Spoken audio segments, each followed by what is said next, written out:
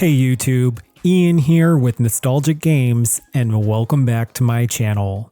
Today, I'll be showing you how to make the original Sims game fully playable on both Windows 10 and Windows 11.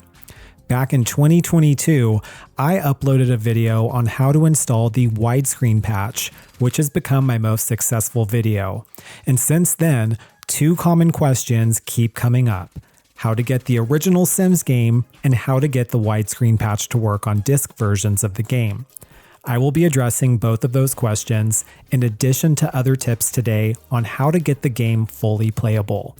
But first, here is a friendly disclaimer on what I can and cannot share in today's video. It's important to note that while some people argue that abandonware should be freely accessible, it doesn't mean it's legal to distribute or download without permission from the copyright holder. So on that note, you guys, I can only speak today on how to run the game if you have the disc version. However, it's not to say that these tips I'm sharing today are not applicable for other methods, but I do want to make it clear that respecting company IP and copyright are very important. Timestamps are included in the details section of this video, so be sure to look into that tab if you want to skip around to sections that are most relevant for you. Now, if you don't have The Sims installed, or if you can't get the game to run, I suggest watching this tutorial from start to finish. Step 1. Where to buy the game. If you want to play The Sims on Windows 10 or 11, I highly recommend getting The Sims Complete Collection. Since this game is no longer sold new, you'll need to buy a used copy online, and the best places to buy a used copy, in my opinion, are Amazon and eBay.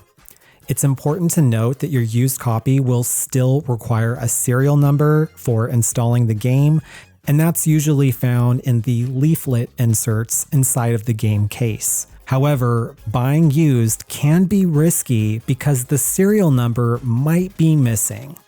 Before placing a bid on eBay, I'd always recommend to contact the seller to confirm that the serial number is included with your game.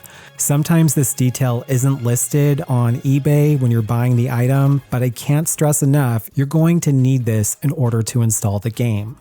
So for this reason, I recommend purchasing the complete collection instead of buying the base game and adding all these expansion packs individually.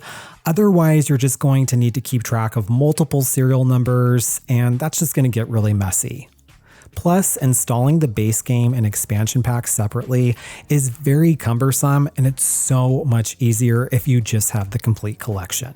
Now, unfortunately, you're also going to need to have access to a CD drive, and obviously we live in a digital era now. Your computer probably isn't going to have a disk drive, but don't worry, you can buy an external disk drive that connects to your computer via USB for a relatively low price on Amazon. So after you receive your physical copy of your game, you can go ahead and install it on your computer.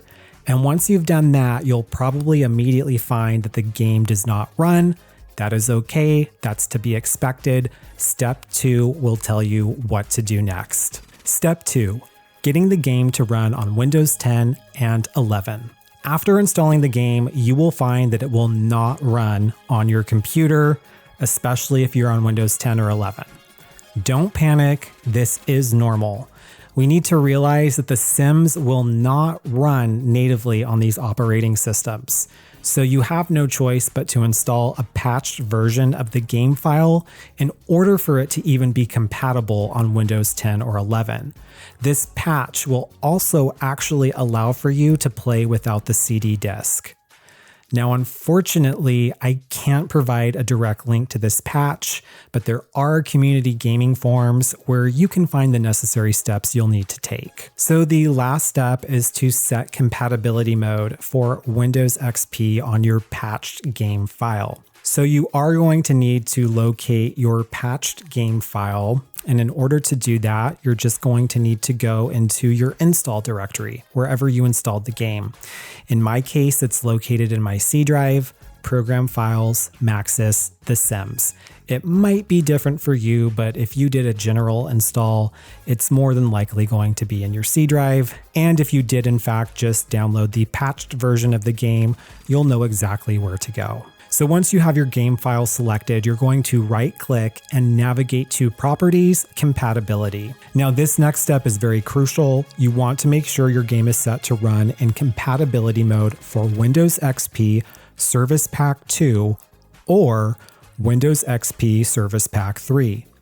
Either of those options should work for you, but if you do have any issues, just rotate between either to see which one actually launches the game for you. Additionally, you're going to always want to run your game as an administrator. So right-click on the game file and select Run as Administrator each time before you play. And now, after all of that hard work, the game should be running smoothly on your Windows 10 or Windows 11 system. And as an optional and last step, you can scale the frame rate and actually play the game in widescreen by sticking around for Step 3. Step 3, playing The Sims in widescreen. As I mentioned at the beginning of this video, I have a comprehensive step-by-step tutorial on how to download the widescreen patch for The Sims. That tutorial does remain relevant as all the steps are still applicable. When I recently had to reinstall my Sims Complete collection myself, I referred back to my own tutorial, and I can guarantee that it still works perfectly. However, there is a caveat. In order to get the widescreen patch to work, I'm pretty certain you will need to play from the patched version of the game, which is covered to some extent in Step 2. If you're not playing on this patched version, there's a pretty high chance that the options of scaling the game to 1920 to 1080 will be completely grayed out for you. I have this entire tutorial linked below and will provide additional helpful videos in the description box below as well. Thank you so much for watching today's tutorial, and definitely stick around for my next video, which will cover my favorite gaming mods for the original Sims game.